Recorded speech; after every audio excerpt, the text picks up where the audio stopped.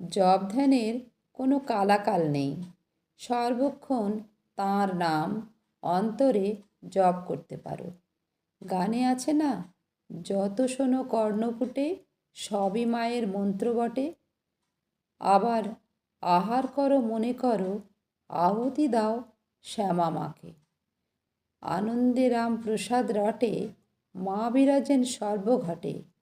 শয়নে প্রণাম জ্ঞান, নিদ্রায় করো মাকে ধ্যান। নগর ফেরো মনে করো, প্রদক্ষিণ শ্যামা মাকে। এটা খুব উচ্চ অবস্থা। 1-2 ঘন্টা মালা জপলেই যথেষ্ট হলো না। সর্বক্ষণ প্রত্যেক শ্বাস প্রশ্বাসের সঙ্গে শ্রী ভগবানের নাম জপ চালাতে হবে।